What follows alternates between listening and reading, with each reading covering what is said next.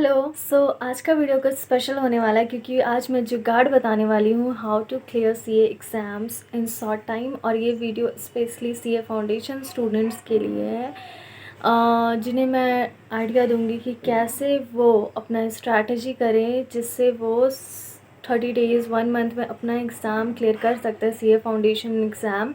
And देखो students, ऐसा नहीं करना चाहिए, हम लोग को एग्ज़ाम का पहले से प्रिपरेशन करना चाहिए। बट अगर ऐसा हो गया कि आपने स्टडी नहीं किया है एंड कुछ ही वक्त बचा है and you really want to clear it, तो उन स्टूडेंट के लिए ये वीडियो है। एंड मैं जितने भी पॉइंट्स बताऊंगी उसे आप अच्छे से फॉलो करोगे तो आप श्योरली है कि आप क्लियर कर लोगे exam. First, identify your strongest and weaker subject. इसमें आप ध्यान देना कि आपका 2 सब्जेक्ट ऐसा होना चाहिए जो स्ट्रॉन्ग है एंड 2 सब्जेक्ट ऐसा होना चाहिए जो वीक है।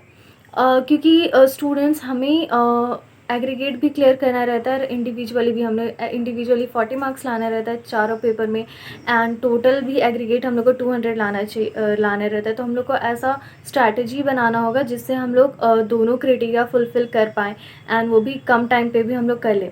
तो फिर जो स्ट्रॉन्ग सब्जेक्ट है उसमें आप टारगेट रखिए कि आप 70 to 80 मार्क्स का टारगेट रखिए।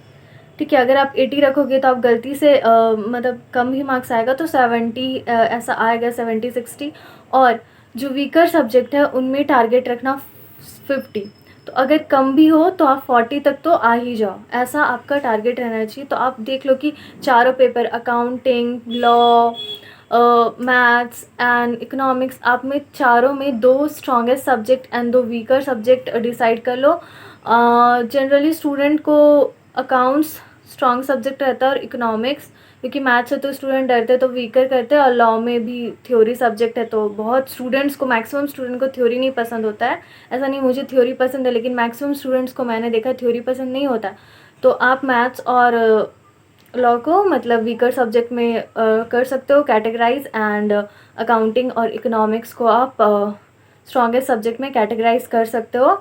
अब सेकेंड स्टेप क्या है कि आपने अपना आइडेंटिफाई कर लिया स्ट्रॉन्गेस्ट सब्जेक्ट कौन है, वीकर सब्जेक्ट कौन है, आपको कितने मार्क्स लाने हैं। स्ट्रॉन्गर सब्जेक्ट में 80 आपका टारगेट होना चाहिए, 2 स्ट्रॉन्ग सब्जेक्ट होना चाहिए, और वीकर सब्जेक्ट में आपका 50 टारगेट होना चाहिए। तो आप दोनों क्राइटेरिया क्लियर कर सकते हैं। अब नेक्स्ट स्टेप ये है कि आपको कितने चैप्टर्स पढ़ने चाहिए, किस किस सब्जेक्ट में कितने चैप्टर्स पढ़ने चाहिए, क्योंकि आपके पास टाइम नहीं है, सारा पढ़ नहीं पाओगे इतने कम टाइम पे।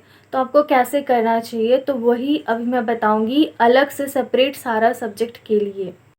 अकाउंट्स में आपका मेन टारगेट रहना चाहिए final account of proprietor, partnership account and companies account. ये तीनों चैप्टर एग्रीगेट 60 मार्क्स के आते हैं एग्ज़ाम में। तो सबसे पहले अकाउंट्स में आप ये तीनों करो, उसके बाद अकाउंटिंग फॉर स्पेशल ट्रांजेक्शन, ये अप्रॉक्स 30 मार्क्स के एग्ज़ाम में आते हैं। टोटल कितना हो गया, 90 मार्क्स।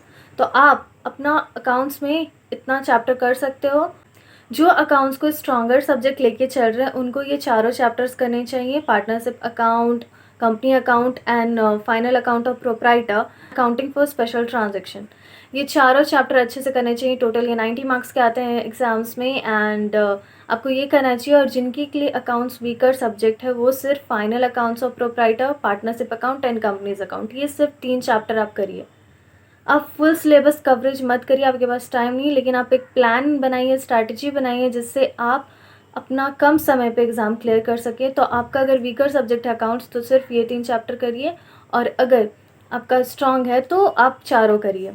ये है। और अकाउंट्स में जो जो मेन टॉपिक है जिसमें आपको करना ही करना है सॉल्व, आप कम टाइम दे के भी मतलब कम समय पे भी क्लियर कर सकते हो अगर आपने ये टॉपिक कर लिया। बैंक रिकॉन्सिलेशन स्टेटमेंट, क्वेश्चन इससे आते ही आते हैं। फाइनेंशियल अकाउंट्स, इससे क्वेश्चन आते ही हैं। Prepare balance sheet, prepare PNL, इससे क्वेश्चंस आते ही हैं, ये गारंटीड है। तो आप ये सब टॉपिक मत छोड़िएगा, लेफ्ट नहीं करिएगा ये सब टॉपिक। और आपका शेयर चैप्टर, शेयर से भी क्वेश्चन ज़रूर आते हैं, पार्टनरशिप से ज़रूर आते हैं, या तो एडमिशन का या डेथ का। तो ये सब सारा जो टॉपिक है ये भी आप ज़रूर करिएगा, चाहे आपका अकाउंट्स वीकर सब्जेक्ट है चाहे स्ट्रॉन्गर सब्जेक्ट, ये टॉपिक से क्वेश्चन आना ही आना है। तो आप ये सब टॉपिक कर लीजिए और आपको क्लियर करने के चांसेस रहेंगे। तो ये सब टॉपिक आप छोड़िएगा नहीं, आप ज़रूर करिएगा ये सब टॉपिक। एंड एनपीओ ऑल्सो, ठीक है, एनपीओ भी एक इंपॉर्टेंट टॉपिक है, इसमें भी अप्रॉक्स 10 to 15 मार्क्स के एग्जाम्स में आते हैं। बैंक रिकॉन्सिलेशन के भी आते हैं 8 to 10 मार्क्स, शेयर के भी आते हैं 8 to 10 मार्क्स। तो इतने कम ही टॉपिक में आपके 30 मार्क्स अब तो अप्रॉक्स कवर हो ही रहा है। तो ये सब टॉपिक आप ज़रूर से ज़रूर करिएगा, तो आप शॉर्ट टाइम पे भी अपना एग्ज़ाम क्लियर कर सकते। Next is about law. तो लॉ अगर आपका स्ट्रॉन्ग सब्जेक्ट है तो आप partnership account, companies account and contract account, ये तीनों अप्रॉक्स 50 मार्क्स के आते हैं। And other sale of goods act and LLP act approx 10 to 15 marks के आते हैं। तो आप पूरा करिए, अगर आपका स्ट्रॉन्गेस्ट सब्जेक्ट है तो ये आप लॉ का सारा करिए, कुछ मत छोड़िए।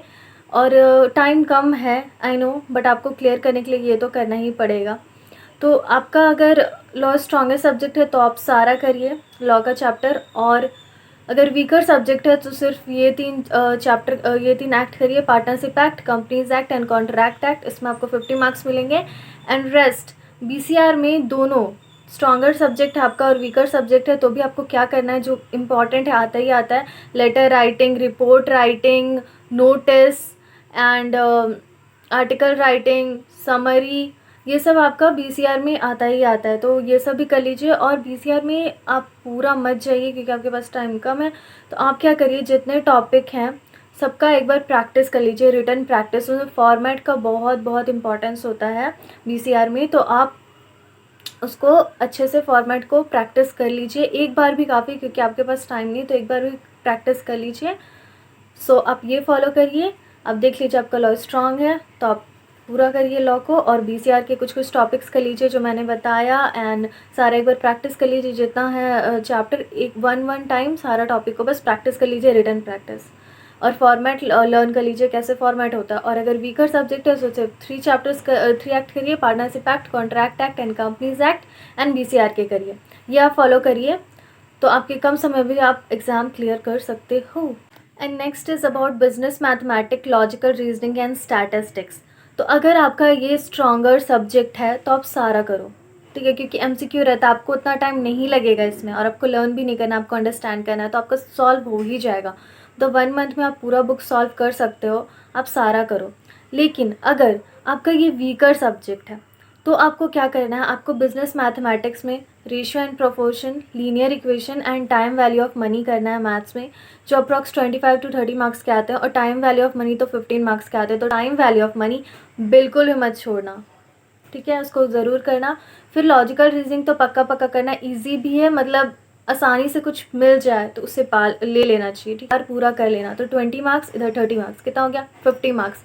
और एक्स्ट्रा फॉर योर सिक्योरिटी आप स्टैटिस्टिक्स का measures of central tendency and correlation and regression कर सकते हैं। Measures of central tendency approx 15 marks के एग्जाम्स में आते हैं, तो आप ये चैप्टर कर लो, आपका बल्ले बल्ले है, तो आप ज़रूर क्लियर कर लोगे। Next about business economics and business and commercial knowledge. So ये आपका अगर स्ट्रॉन्गर सब्जेक्ट है तो आपको ये पूरा करना चाहिए, मतलब कंसेप्ट मत करो, लेकिन ICI मटेरियल का सारा MCQ आप देख लो, सारा मैक्सिमम। मेरे एग्ज़ाम में मैंने नोटिस किया था मैक्सिमम MCQ ICI के बुक ही से थे, 90% तो MCQ ICI के बुक ही से थे। तो वो सारा बुक का MCQ देख लो। आपके पास टाइम नहीं तो आप कंसेप्ट पे मत जाओ, आप सिर्फ MCQ सारा देख लो, और अगर आपको लर्न करना है तो लर्न कर लो, समझना है तो समझ लो। और जिसके लिए ये वीकर सब्जेक्ट है उनको क्या करना चाहिए, उनके लिए है आप theory of demand and supply and price determination in different markets, ये अप्रॉक्स 30 to 35 मार्क्स के एग्जाम्स में आते हैं। एंड ये कर लेना इकोनॉमिक्स में, और BCK का बाकी सारा कर लेना, जितना BCK में सारे चैप्टर्स की इक्वल वेटेज है तो वो कर लेना। तो आप ये स्ट्रैटेजी फॉलो करना तो ज़रूर क्लियर होगा आपका एग्ज़ाम। ये सारा इंडिविजुअल इस सब्जेक्ट में आपको कौन कौन से चैप्टर्स करने चाहिए, आप ये ज़रूर करो ना, तो आप क्लियर कर लोगे एग्ज़ाम अच्छे से। और 1 मंथ सफिशेंट ये करने के लिए, समझ गए ना।